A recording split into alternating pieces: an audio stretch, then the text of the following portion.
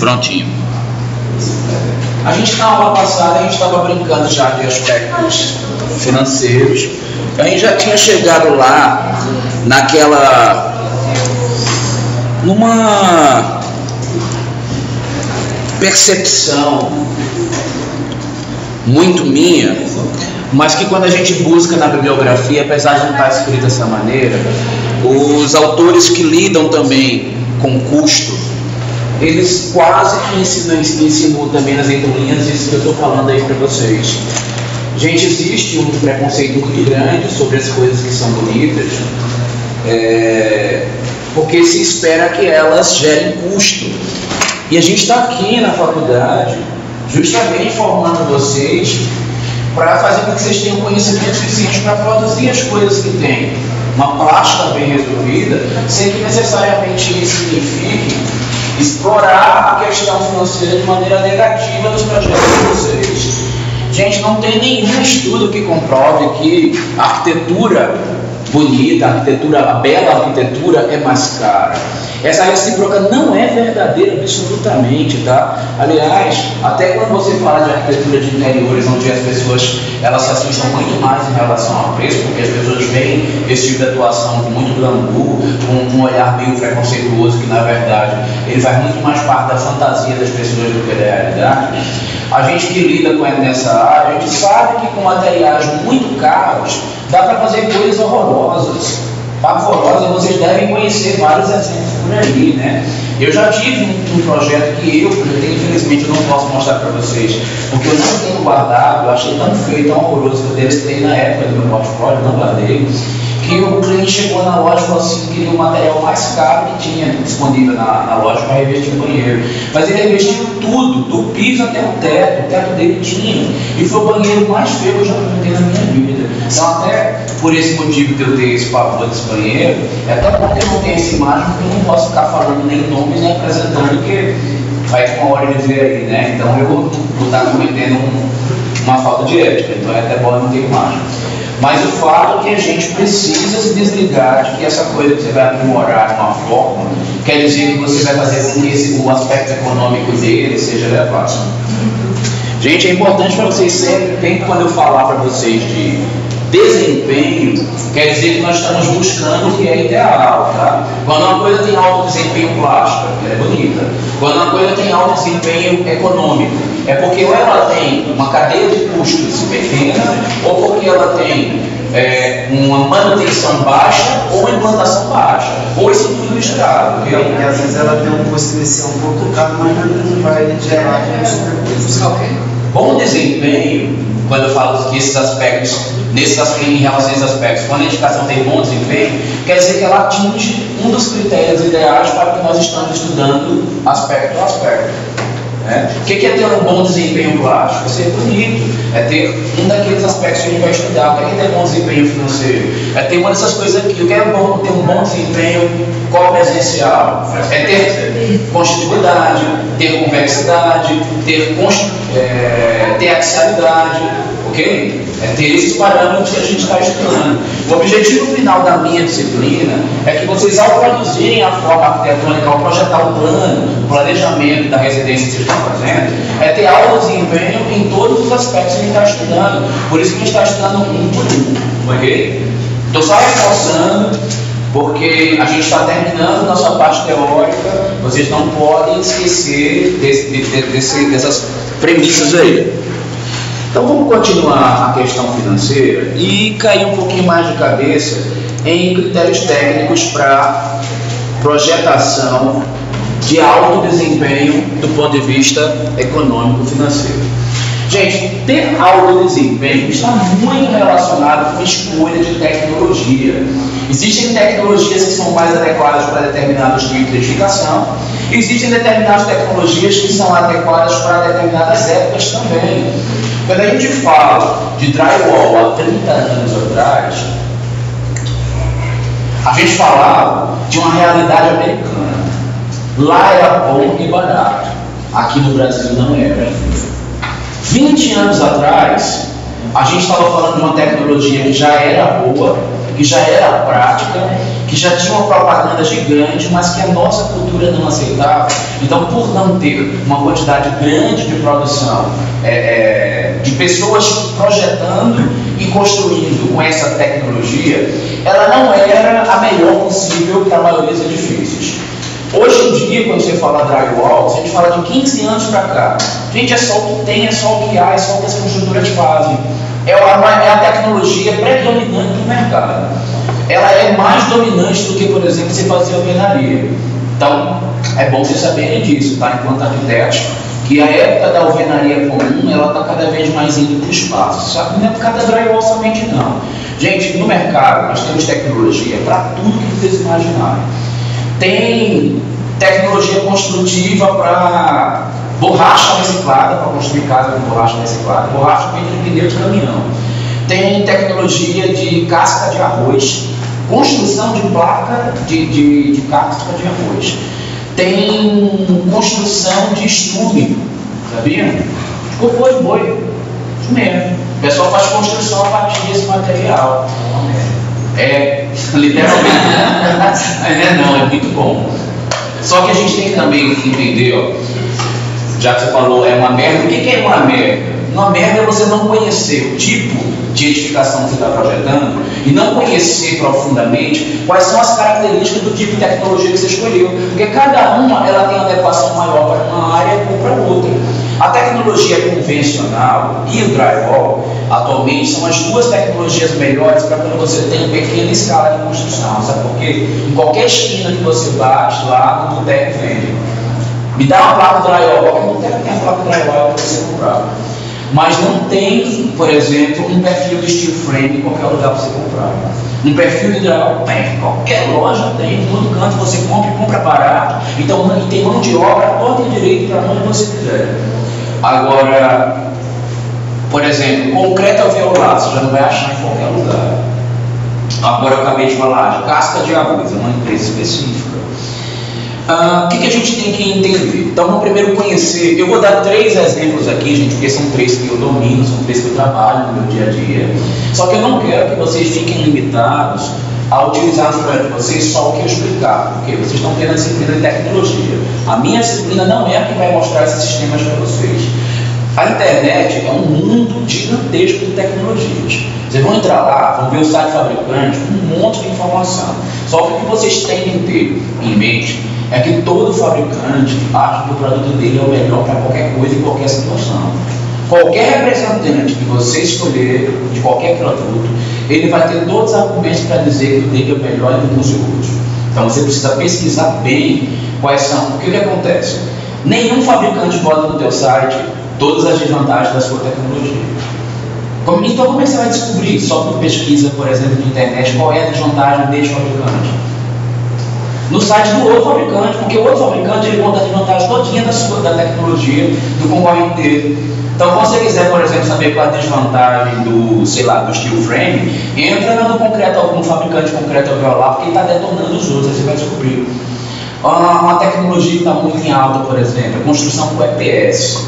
EPS é poliestireno expandível, isopor, ok? Então, isso aí, ele já existe, só que, obviamente, gente, o isopor que é utilizado na construção não é o mesmo isopor que você compra nas lojas, na papelaria, outro tipo de construção. Então, você tem que outra.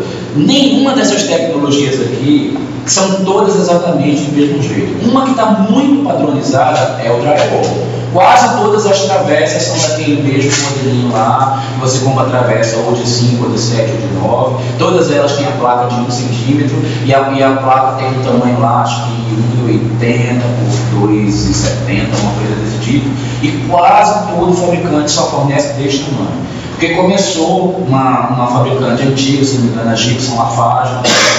No início era só Gibson, aí o concorrente Lafarge juntou, virou uma só, eles monopolizaram e começaram a criar padrões e todo mundo começou a copiar. Então quase todo mundo que produz hoje drywall trabalha dessa maneira.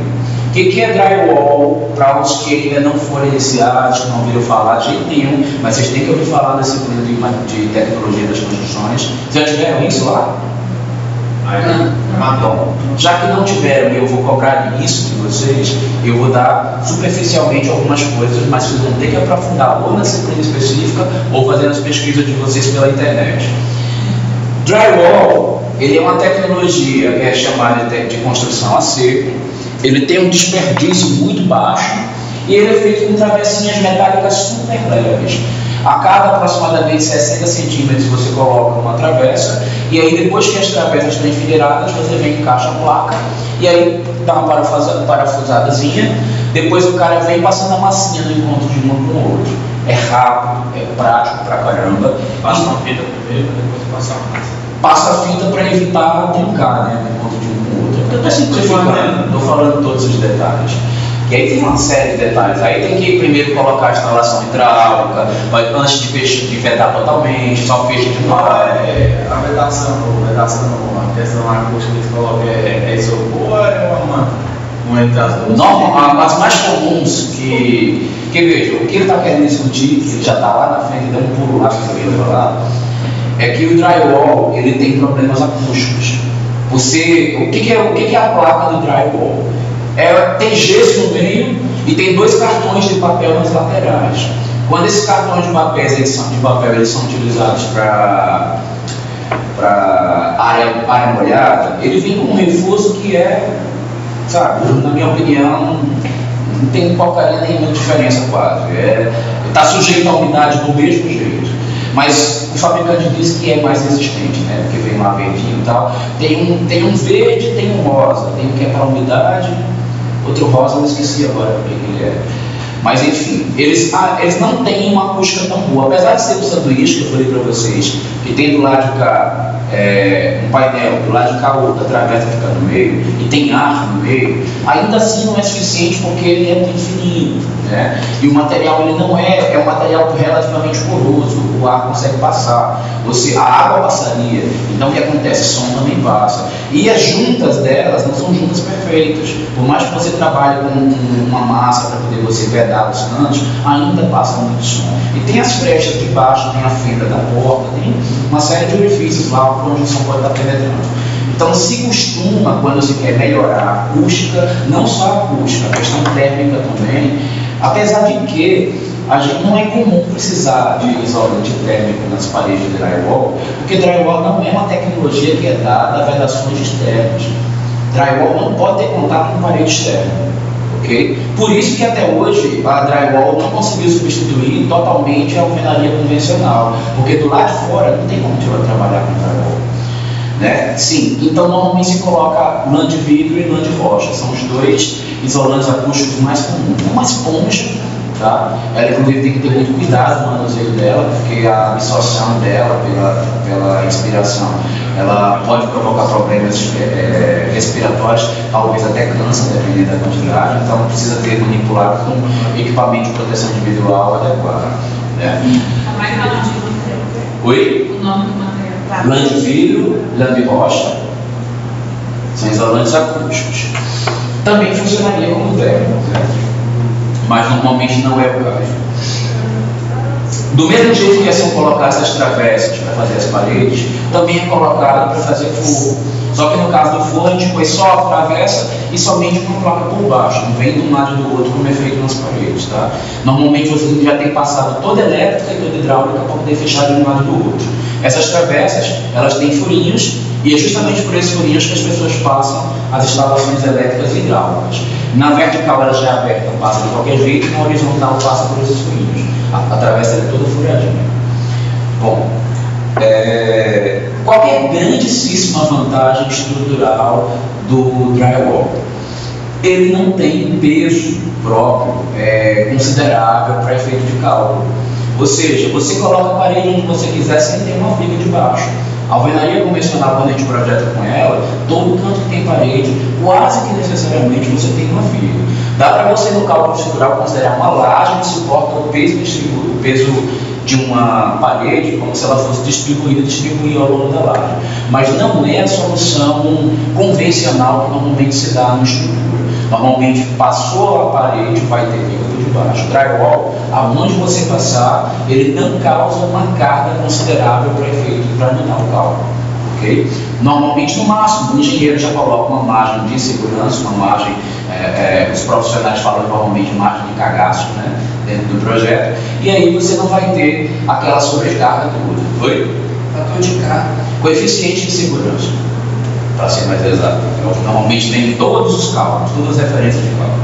Mas enfim, bom, acho que já deu para entender bem, né, o que é o drywall. Outra coisa, drywall é um fator de redução de custo por conta tanto da mão de obra que é barata, quanto do tempo.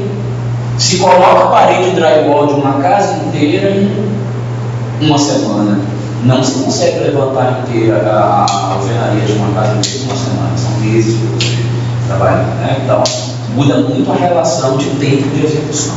Por isso que tem um sistema que tomou conta do mercado e ele hoje, junto com a alvenaria convencional, é o fator dominante. Mas a alvenaria convencional, gente, ela é problemática pra caramba. Ela é muito demorada a execução, cria uma sobrecarga de peso altíssima, ela não tem a melhor solução de todas, a acústica interna, apesar dela ser um pouco melhor do drywall quando não vem com isolante internamente. Ela tem um custo relativamente elevado porque ela dá um desperdício muito grande. Quando você constrói ela, depois você quebra metade do que você construiu para poder passar as instalações. E é lento, é um procedimento lento executar a alvenaria tradicional. Então, e outra, é uma mão de obra que tem que ser qualificada porque ela está sujeita a erros de esquadro, de prumo. A maneira de trabalhar com ela é muito artesanal, então ela gera problemas especialmente de tempo, de custo e de desperdício. Mas ela é um método ainda dos mais utilizados. Foi? Desperdício, inclusive de tempo. Ainda é um dos métodos mais utilizados. Gente, o que é steel frame? Deixa eu ver, eu botei o nome desse pedaço aqui, botei steel frame. O steel frame, gente, é uma evolução do drywall. Tá?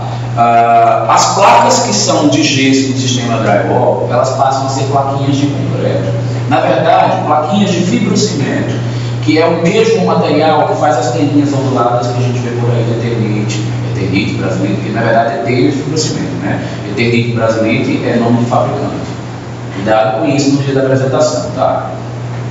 Melhor que vocês falem termo técnico de arquitetura, não nome de fabricante, tá? O steel frame tem até uma variação dele muito comum no Canadá e Estados Unidos, que o Brasil está começando também a absorver, mas a mais famosa é o steel frame. O steel frame, ele é travessas metálicas, as bitolas são maiores porque ela é estrutural. Normalmente o drywall, gente, ele não é estrutural, ele é só vedação. Você não sustenta a estrutura da casa com a travessinha metálica do drywall. A do steel frame não. A própria travessa que segurar o painel, ela já é o elemento de sustentação da casa. Por isso que a bitola é maior, o ferro é de uma resistência maior, as ligas são de uma composição mais resistente, que vai dar uma outra solução. Uma das grandes vantagens dessa casa aqui é que essa casa, você não contrata uma construtora para fazer ela, você contrata a fábrica de casa, a fábrica de steel frame. E aí você manda o projeto para ela fabrica no pátio de construção da fábrica, depois ela pega a tua casa, pega a estrutura dela de metal com guindaste, coloca em cima do caminhão, transporta, leva no seu terreno e encaixa. Aliás, gente, os Estados Unidos, eles já têm hábito disso há muito tempo. Vocês sabem que a ideia de decorar um banheiro nos Estados Unidos, ela é recente, né? Desde a época do New Deal, quando os Estados Unidos estavam em recessão após a Segunda Guerra Mundial, que eles já têm esse hábito superindustrial de projeto, né?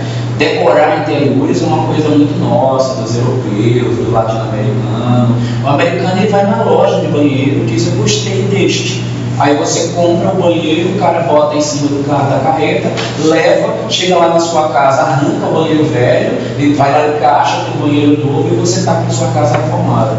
É desse jeito que funciona nos Estados Unidos. Muito massa, né? Mas nossa tecnologia aqui não suporta isso, mas já existem fábricas de steel frame fazendo isso aqui no Brasil. Você compra a tua casa, seu projetinho chega no guindaste e encaixa lá. Obviamente são colocadas esferas, é feita uma base, fica colocado já as esferas de metal para você depois parafusar, prender ela, e aí ela vai funcionar dessa maneira aí, um pouco diferenciada. A diferença dela para o sistema convencional principal também é a questão do tempo. A sobrecarga dela é absurdamente menor, porque os painéis de fibrocimento são muito mais pesados do que o drywall, mas eles são bem mais leves do que a alvenaria convencional. O tempo eu nem vou falar para vocês, porque uma casa inteira também você monta em menos de uma semana. E infelizmente ainda no Brasil, você só trabalha com steel frame com um custo reduzido quando a quantidade de construção que você faz é muito grande. Bom, muito grande, eu preciso dizer que a casa que vocês estão fazendo já é considerada bem grande para a média nacional, né? Não é todo mundo que constrói casa com 800 metros quadrados. Então, não descartem a possibilidade de estudar essa tecnologia como uma das que vocês podem produzir aí. Mas a desvantagem do steel frame é que quando você pega casas com muita complexidade morfológica, o sistema começa a ficar complicado porque os encaixes começam a ter que fazer emendas, começam a fazer muita coisa. Esse sistema ele é muito bom para casinha padrão, reta, ou a casa moderna também arrojada, mas que ela não tenha muitos lances, por exemplo, curvos, esse tipo de coisa. Porque isso vai começar a precisar de emenda demais, já vai dar uma dificuldade. Agora as casas mescladas, por exemplo, com um pedaço dela é ortogonal, a outra parece uma curva, você pode inclusive trabalhar com tecnologia mista. Tem uma grande quantidade dessa parte reta. Então a tecnologia que se produz nessa área aí pode ser uma. E é da curva você trabalhar com outra, fazer tecnologia mista na tua casa. Gente, via de regra, toda tecnologia que é utilizada em larga escala é mais barata. E tem tecnologias que se não usarem na larga escala, você não vai conseguir um bom preço, ela vai ser cara. Eu, por exemplo, fui fazer o segundo pavimento, pretendo ainda fazer o terceiro da minha casa com steel frame. Só que mas eu pretendo fazer não porque vai ser mais barato, porque eu quero ter a experiência de projetar e de executar uma casa de steel frame, porque eu não tive essa experiência ainda. As casas que eu projetei, ou o próprio construtor convenceu o dono, ou o dono não achou, e eu, inclusive, na minha casa, fui tentar fazer. O cara que tem fábrica de steel frame aqui de Brasília, ele chegou para mim e falou assim: não compensa para você. Por quê? Quando eu comprei a minha casa, eu já tinha umas fundações colocadas lá e uns pilares. Eu comprei um terreno que tinha um monte de pilar enfiado no chão. Aí o cara falou assim: não, para você que já tem um pilar, você vai trabalhar com um terminado convencional. Aí eu infelizmente não usei, mas era o que estava no meu projeto, era o steel frame. Aí eu mudei de última hora o projeto, porque ele falou que não era viável economicamente. Tudo que a gente faz em larga escala reduz o preço, e as tecnologias normalmente, esse tipo de tecnologia também não é muito diferente. Esse sistema que vocês estão vendo aqui, gente, é o sistema de concreto alveolar. Pode ser essa anterior, qual a durabilidade dela em relação à alvenaria? Chega a ser a mesma? Não é. Como são peças de metal e elas são delgadas, a durabilidade do steel frame é inferior à durabilidade de um sistema de concreto convencional com alvenaria. Só que ele é superior ao que as leis brasileiras colocam como o mínimo que uma casa deve durar. Mas entendeu? Uma casa dessa em litoral, não vai estar, né? Eu acho que veja, como eu nunca projetei nem executei uma obra de steel frame, é sempre ideal você consultar o fornecedor, porque ele sempre tem as soluções para cada um local. Eu acredito que provavelmente, se você vai para o litoral, ele vai fazer um tratamento desarconado, ou vai trabalhar com desarcão marítimo, ou vai trabalhar com a liga de metal que está menos sujeita à corrosão, porque muitas das obras, das grandes obras que são dentro do mar, inclusive, elas são feitas de metal. Aquelas bases que tem da Petrobras, o que mais tem mais metal, não tem outra coisa, né? Pode usar aço também. Essa aqui é que eu também. Professor, esse steel frame é mesmo sistema global, é sanduíche? É o mesmo sistema. Só que interno também é steel frame. O steel frame você pode trabalhar em qualquer lugar, porque como o painel é de fibrocimento, ele é resistente a intempéries. Não, ele não vai isolamento, ele fechou atrás. Ele também vai fechar o sanduíche, vai fazer o sanduíche também. Vai. E ele tem características termoacústicas bem melhores do que o drywall. Porque o painel é mais denso, né? Então isso daí já dá essa característica. Eu estava falando, gente, agora do painel alveolar, o concreto alveolar. O que é isso aí, gente? Ó, é um painelzinho.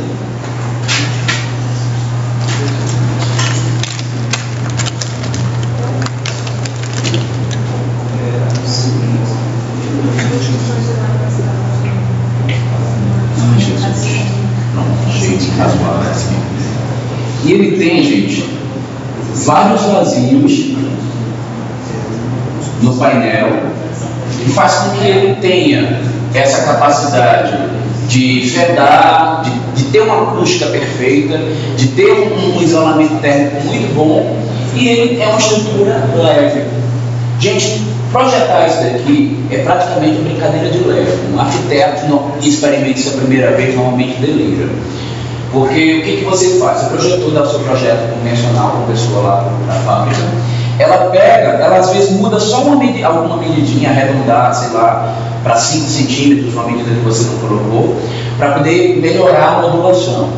E aí eles fabricam um painel para cada pedaço da sua casa, e eles escrevem um código lá no teu painel, e aí o cara bota no caminhão, configura um monte de painel e leva para a tua obra. Quando chega lá, ele vem com um guindaste, aí olha a numeração, olha para o mapa da numeração, e chega lá e encaixa naquele lugar, e ele vai olhando onde é que são as coisas pelo mapa, e vai soltando os painéis. Quando termina de soltar um painel e o outro, eles normalmente umas esperas de ferro. Aí o cara vai lá, dobra o ferrinho, e aí, para não soltar os painéis, né, dobra no outro. Quando terminou de botar as paredes, aí ele vem com o painel da laje, que é o mesmo isso, um painel desse, igualzinho, coloca em cima. Vantagem disso daqui, tem uma coisa absurda, porque não tem nem a montagem que tem que fazer nesses dois sistemas, porque o painel já vem pronto. Ele tem também esses intertícios aqui, ó, os ferrinhos, né? A cada X centímetros lá vai ver os ferrinhos dele. Ele possibilita até 70% de vãos dentro do painel. Quer dizer, você pode fazer porta, janela, e depois de feito, até, ó, logicamente eu estou falando aqui de um fabricante.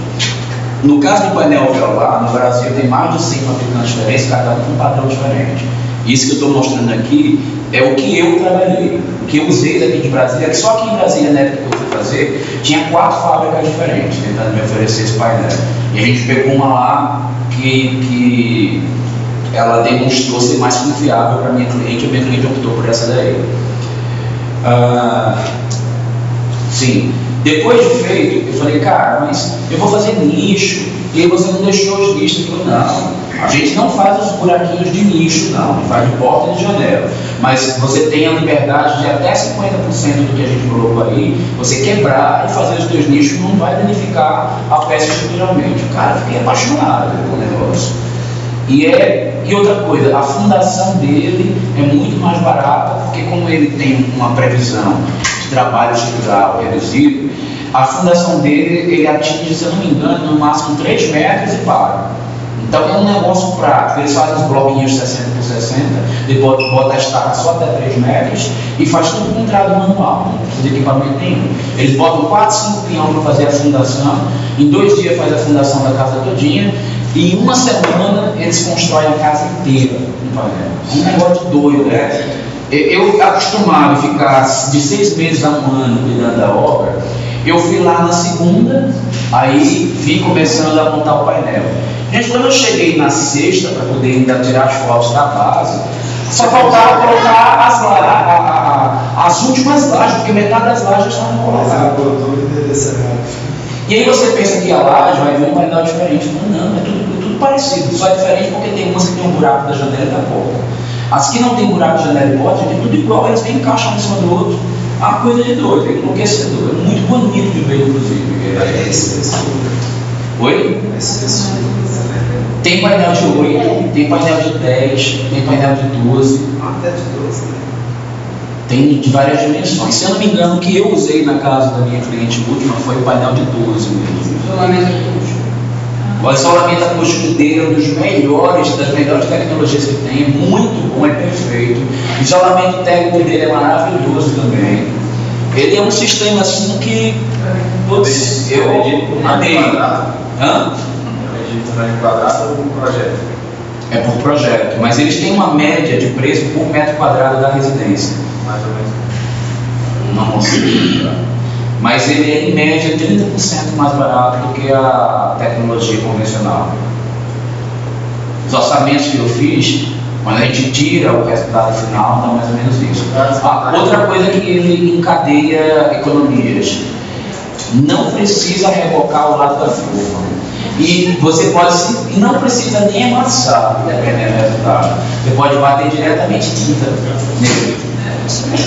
É muito liso. Não basta de botar uma seladora, porque até pelo fato de ser liso demais, a tinta não pega na superfície. Você sela ela, depois que sela você passa a tinta. Agora, óbvio, eu estava falando de um painel, de um fabricante que tem uma forma lá que era super regular. Não é todo fabricante de painel que dá isso. Tem que ser analisado caso a caso.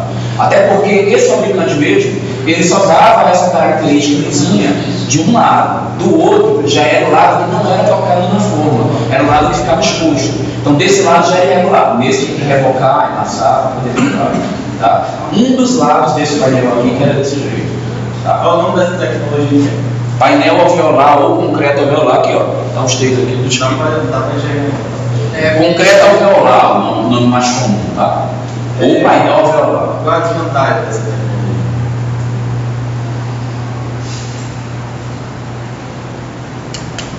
Me pegou. Eu construí sem medo e não vi desvantagem. Você sabe qual que eu achei? A questão técnica. Não, a rapidez é boa, o tempo é curto. Ele também não é tão interessante para tecnologia, para formas complexas. Quando tem muita curva, muito diálogo, a diagonal ele é sempre bem. Ele é pior para curva.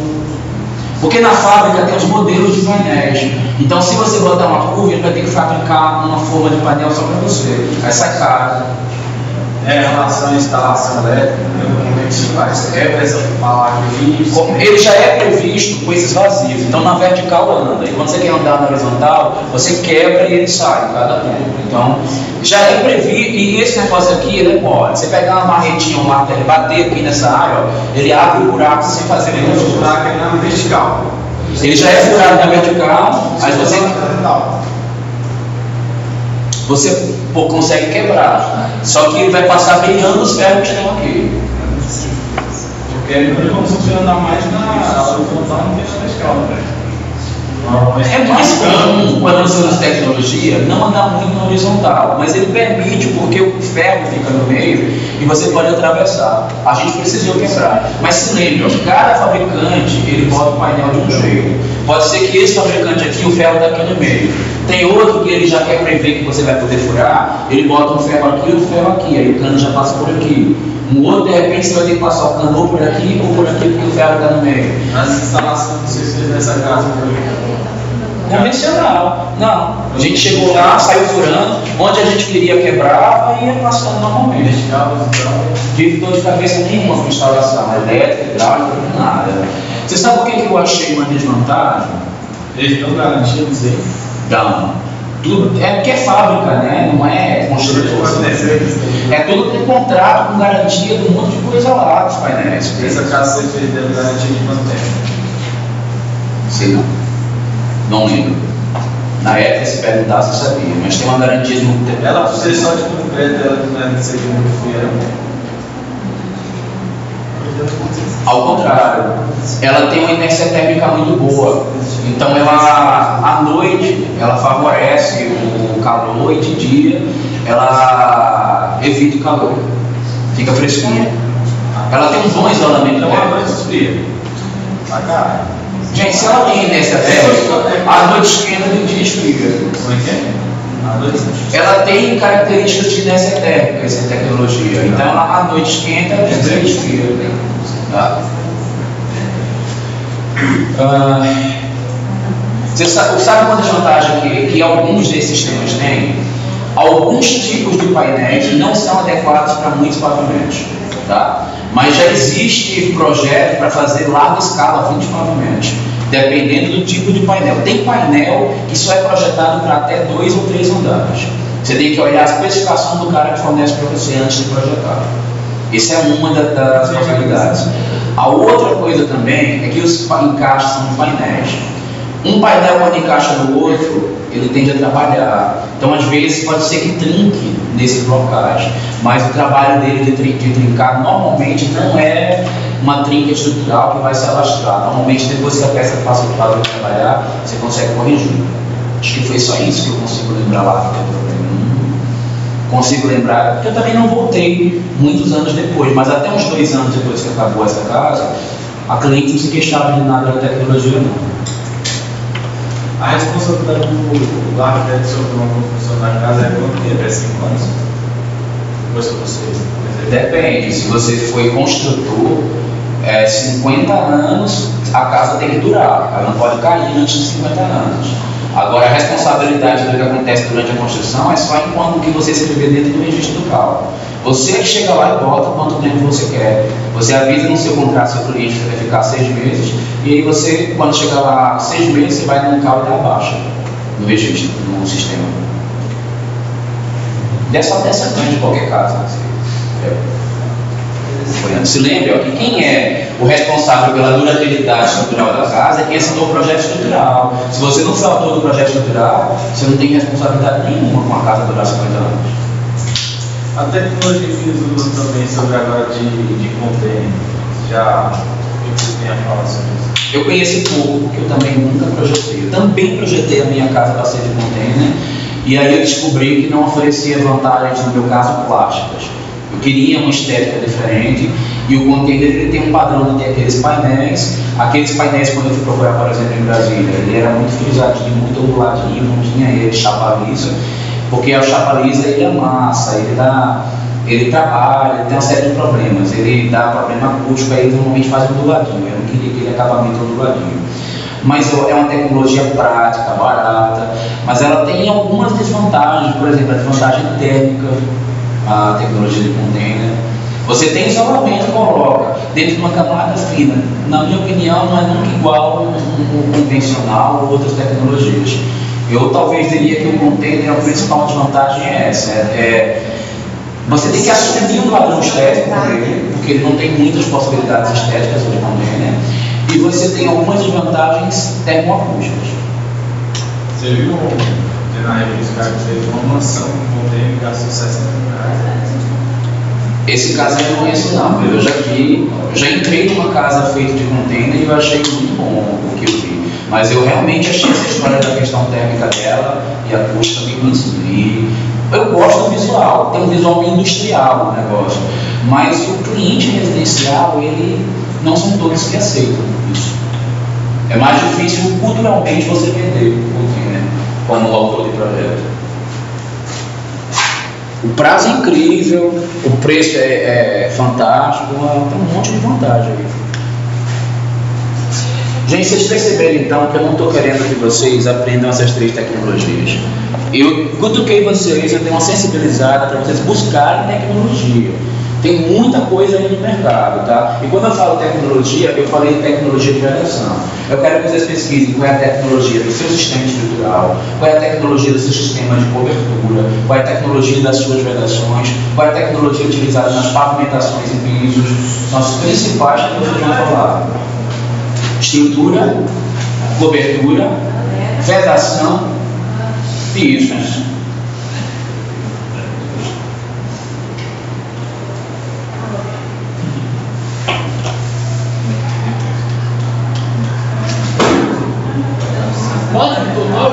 Oi? Eu falei as principais, você pode falar de outras coisas. Semestre passado os meninos falavam que ia trabalhar com placa voltaica, com reservatório subterrâneo, que ia fazer, sabe? Eu dei uns exemplos aí mínimos para vocês. Porque no dia da apresentação, se não tiver esse mínimo, eu vou perguntar, como é que você pensou no seu piso? O que você está imaginando para a tua cobertura? Porque a gente vai ter uma aula só de cobertura, né? Então, eu espero que vocês comecem a pesquisar. Só que eu não vou dizer quais são as tecnologias de cobertura, não. Eu vou ensinar a calcular telhado, a planejar o telhado. Essas 3 tecnologias aí eu posso mais claras. Essas 500 tecnologias que o mercado tem, Você precisa verificar qual é a especificação técnica e mesclar todas elas, ou uma delas, ou duas delas, ou não mesclar nenhuma, porque tem uma só que resolve tudo para o tipo de projeto que você vai fazer. Vocês podem pesquisar para descobrir a melhor solução, que é o caminho que todo arquiteto, até eu, inclusive, quando eu vou fazer todo projeto novo, eu faço uma nova pesquisa. Não fico preso àquela que eu trabalhei antes, tá?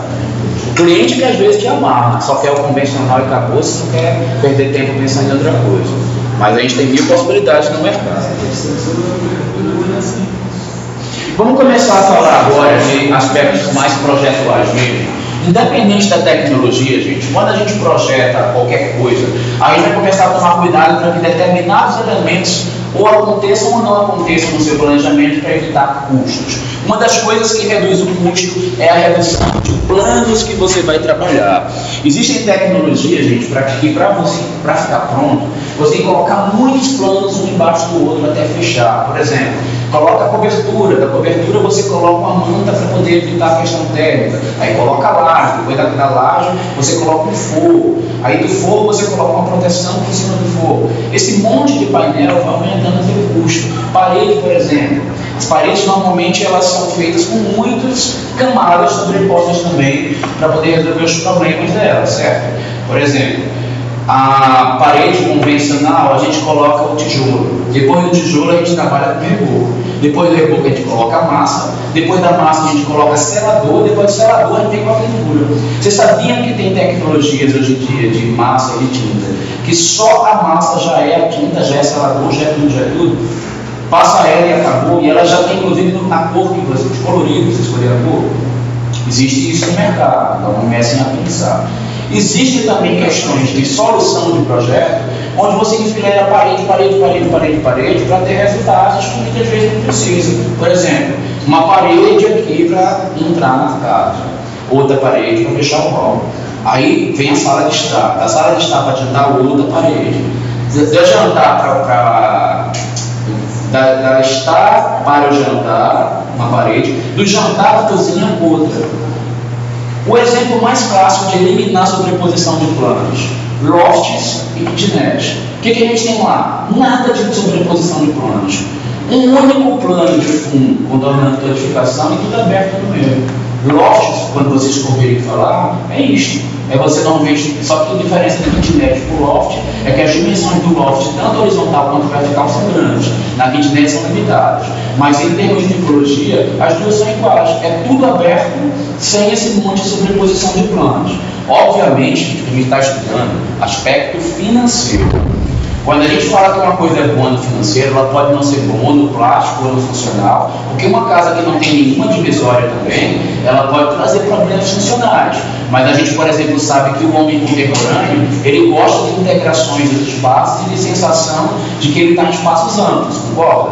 Então não há mal nenhum você integrar sala de estar com sala de jantar, com hall e com cozinha, por exemplo, porque você integra a partir do espaço do meio, certo? Cozinha americana acabou, viu, gente? Isso não pertence mais ao linguagem de vocês. Isso já era. Cozinha americana a gente falava na década de 80, tá? Contemporaneamente vocês vão falar que projetam espaço por meio. Até porque a cozinha americana é um balcãozinho lá, com a coisinha resumida, um negócio horroroso. Espaço por meio é uma coisa grande, é uma interface mesmo de atendimento, existe interação social. A gente vai ver isso melhor lá em noções de arquitetura interiores. Então, evitar sobrepor planos é uma maneira de você reduzir custos. Fiquem de olho nisso.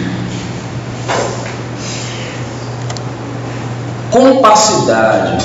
Gente, compacidade é um outro critério para reduzir custos. A gente estudou isso já em aspecto climático, não foi? A compacidade é a característica da forma de se aproximar do quadrado ou do círculo em termos de planta. Tá? Só que a gente também vai considerar a compacidade quando há uma regularidade tridimensional, ou seja, x, y e z possuem dimensões semelhantes.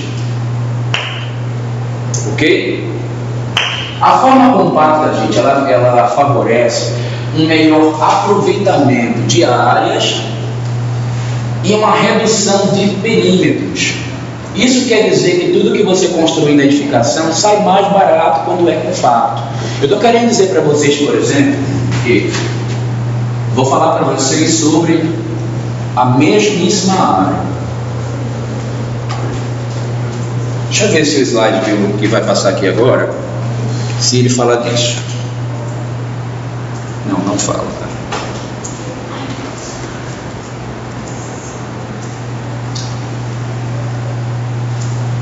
Eu vou deixar para falar do último, que a gente vê os exemplos. Então aqui, por exemplo, ó, esse edifício todo quadradão, ele vai teoricamente ter um custo mais baixo, porque as dimensões de planta dele são equivalentes e isso torna ele compacto. Porém, isso se a gente considerar que todos os outros critérios de economia que a gente está aprendendo também foram trabalhados.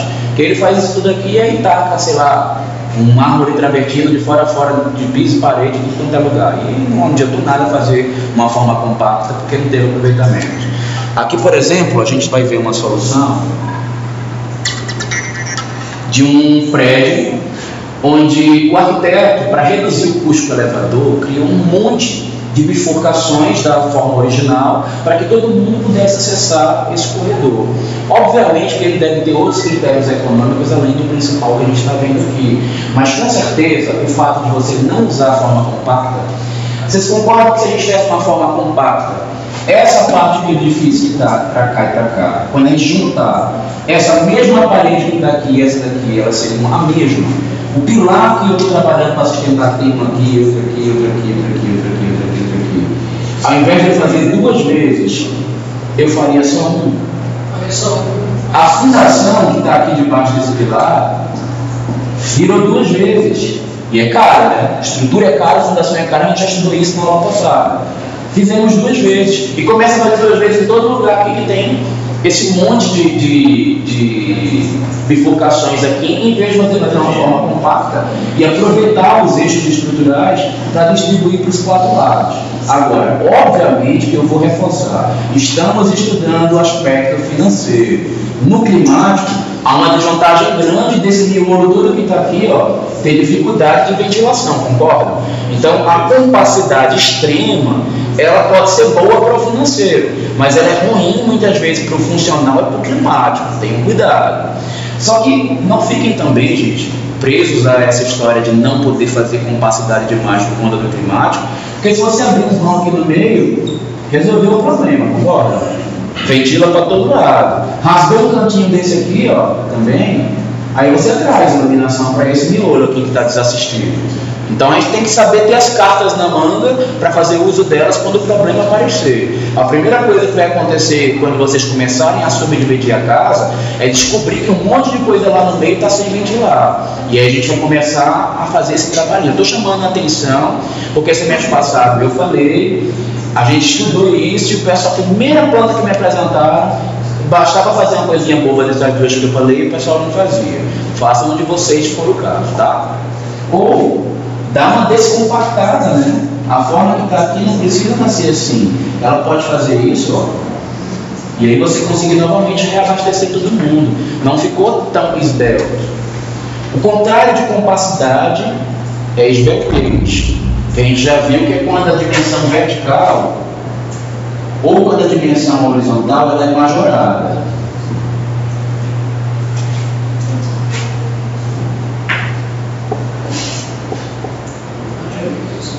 Edifícios esbeltos, eles têm desvantagens no Brasil do ponto de vista climático, mas ela apresenta vantagens no financeiro até uma determinada escala. Existe um consenso estrutural entre os calculistas de que até 4 pavimentos a gente tem ganhos na esbeltez. Fazer um edifício esbelto até 4 pavimentos normalmente torna ele econômico. Quando você trabalha acima disso daqui, você já começa a ter um custo de preço, um acréscimo de custo. Então, é por isso que vocês vão perceber que a maioria dos edifícios populares, os prédios de Minha Casa Minha Vida, eles não passam desse limite aqui de 4 pavimentos. Existe técnica para 5, 6, mas já começa a verificar o aumento de custo. Casa de Coab, que foi a minha realidade, que eu conheci 20 anos atrás, 35 anos atrás, era bem nesse limite aqui de Coab, não se fazia nada com mais do que 4 metros. Então era o que mais existia em bairro popular, São Paulo, Rio de Janeiro, Nordeste. Aqui em Brasília não teve essa realidade, né? Tantos prédios de Coab. Só casa terra. Recife, a gente chamava os prédios de Coab de prédio caixotão, que era o que encosta no chão, né? Porque todo prédio de pobre encosta no chão. O prédio que não era de pobre tinha um pilotis, né? É bem assim, ninguém chamava pilotis. Ou é prédio decente, ou é o prédio caixotão. A gente falava lá dos prédios populares. Para você saber se um prédio é valorizado ou não, era só saber se ele era caixotão. Aí você tocava no chão. Bom, eu estou falando de edifício, gente, com relação à capacidade, mas não é somente quando você distribui a forma do edifício que você reduz custos usando capacidade, não. Na hora que você vai planejar as suas subdivisões internas, quando você começa a não estabelecer capacidade nos seus ambientes, você começa também a ter problemas financeiros. Uma sala muito comprida, ela é ruim do ponto de vista econômico, ela é mais cara para se executar. Um ambiente que ele tem muitos desdobramentos, muitos L's, U's, muitas curvas para chegar onde você está, ele também é um ambiente assim, ó. Um ambiente em si, com esse formato, ele é ruim. Ele assim já não é o mais econômico possível.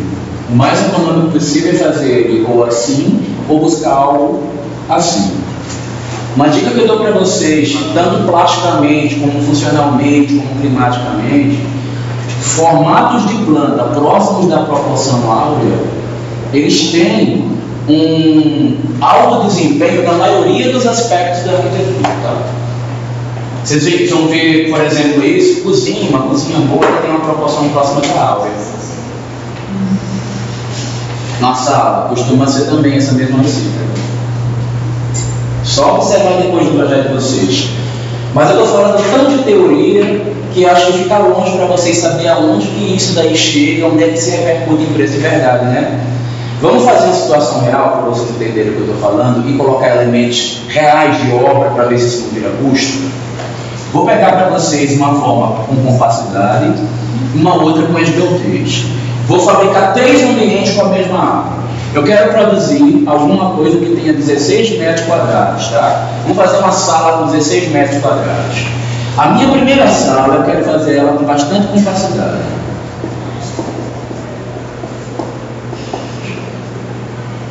(4 metros por 4 metros, 16 metros quadrados, certo? Agora eu vou fabricar uma outra. Essa de cá eu quero fazer com 2 por 8. 16 metros quadrados do mesmo jeito, beleza? Agora eu vou colocar mais 1 vezes 16 metros quadrados. Vocês sabem que tem, né? Tem. Eu não falei para vocês na aula passada sobre aquela edificação lá, aquela só um pouquinho, mas aí sei lá, isso é um ambiente, não estou falando da casa, assim, é para coisa aqui, é bom para exercício. Um depósito grandão, de repente.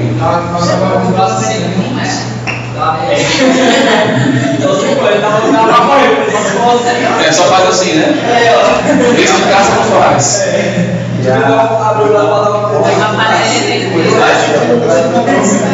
Raia de piscina nem pensar, né? A natação tem que ser só assim. Se você puxar pro lado aqui, já bate o cotovelo na bola. Pronto. Lento, exercitar. Pronto, dá uma raiazinha só para treino de cachorro. Valeu. Mas vamos agora pensar em custo. Eu vou pegar a coisa mais trivial possível. Deixa eu tirar isso daqui. Isso aqui não é para ter nada disso aqui. Vamos pensar da maneira mais fácil, especialmente das meninas entenderem. Vocês têm olho clínico mais voltado para acabamento, né? Eu quero decorar essa sala. E aí eu vou botar rodapé nela todinha, tá? Aí eu vou somar aqui, ó, 4 metros de rodapé, mais 4 metros de rodapé, mais 4, mais 4. Quantos metros lineares vou ter? 16 metros lineares de rodapé. Vou para a segunda sala, quero botar o mesmo rodapé. 2 mais 2, 4. 8 com 8, 16. Quantos metros lineares? 20 metros lineares de rodapé que eu estou gastando. Vou para o terceiro ambiente, que ele é apenas compacto. 1 mais 1, 2, 16 com 16, 32, 34 metros lineares de rodapé. Gente, acabamento é uma boa decisão para o DRA quando a gente está tendo alto custo? É ótimo, porque a gente viu que os dois maiores custos é acabamento e estrutura. Então vamos analisar só esses dois para a gente já matar a questão e ver que realmente existe isso. Vamos pensar na estrutura. 4 metros, a gente ainda não teve aula de concepção estrutural, vou adiantar para vocês. 4 metros é uma boa medida para posicionamento de estrutura. A cada 4, fosse 5 melhor ainda, né? Que é um vão mais econômico. Um vão áureo, um vão, não é nem áureo a palavra que eu queria dizer, mas um bom vão, ele é um vão próximo de 5 metros. 4 está perto de 5, está um bom vão. Então eu vou colocar um pilar aqui, outro pilar aqui, outro pilar aqui, outro pilar aqui. De viga, eu gasto 16 metros lineares. Pilares, 4 pilares. Vou para o segundo ambiente. 8 metros é uma boa distância entre pilares? Não é. É interessante eu ter um pilar intermediário. Então, o que vai acontecer estruturalmente para eu fazer esse espaço aqui? Eu vou aumentar a viga para 20 metros lineares e eu vou ter 6 pilares para fazer o mesmo espaço do meu projeto. Ferrei financeiramente uma área pequenininha.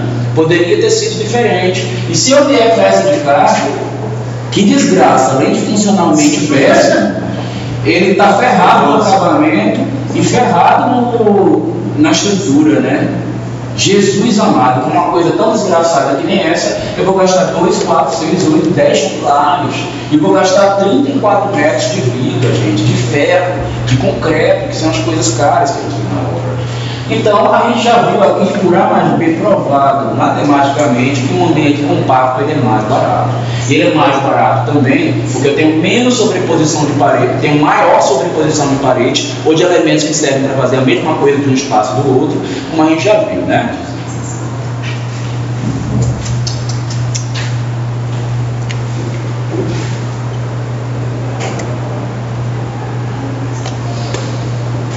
Eu gostaria de não dizer isso, mas eu estou falando, eu estou dando aula de teoria, né? Então eu vou ser obrigado a comentar.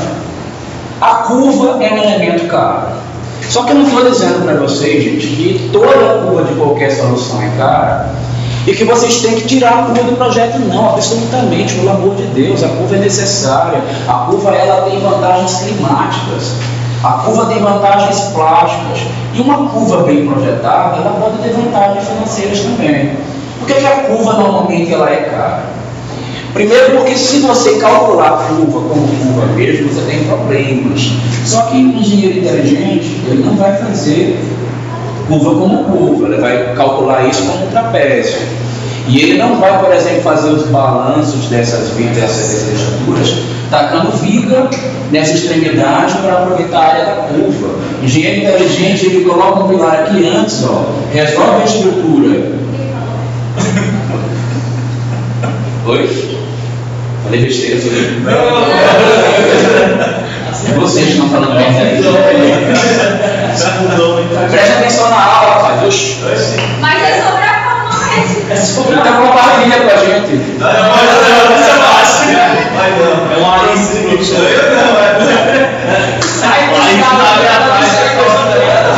Não, me pouco, deixa eu voltar me concentrar aqui. Olha só, o que a gente vai fazer? Pilares criando uma área que é absolutamente ortogonal, até onde ela puder ser ortogonal, ó. E esse pedaço que dá para cá, balanço, não precisa ter viga irregular e material caro. A laje está penduradinha, só essa pontinha, ó. Então minha estrutura todinha está sendo calculada como se eu tivesse projetado ela toda retinha, só um pequeno trecho onde aparece a curva, que eu vou fazer um pequeno balanço. Então conseguimos sacar a lógica básica do barato aqui, gente? Vidro curvo, isso aqui é projeto meu, isso daqui é um banheirinho que eu fiz, que só esse banheiro daqui, dá para fazer quase uma casa, só banheiro. Porque eu simplesmente tenho o granito mais caro que existe, com o mármore mais caro que existe, com o tipo de vidro mais caro que existe, né? Então era um negócio bem, sem falar que na época desse banheiro, Esse banheiro é muito antigo, eu projetei ele. Não consigo nem lembrar o ano. Ele tinha. Vocês estão vendo as coisas caindo aqui, ó? Não está acesa a luz, mas ele tinha umas luminárias que era de fibra ótica pura e ela ficava pendurada, caindo e acendendo, iluminando, etc. Então isso era uma grande novidade há muitos anos atrás, sei lá, 15 anos atrás.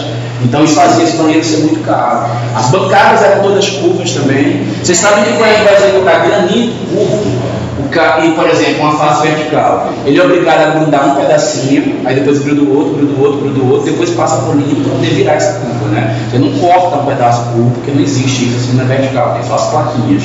Então isso aumenta muito o custo por conta da mão de obra.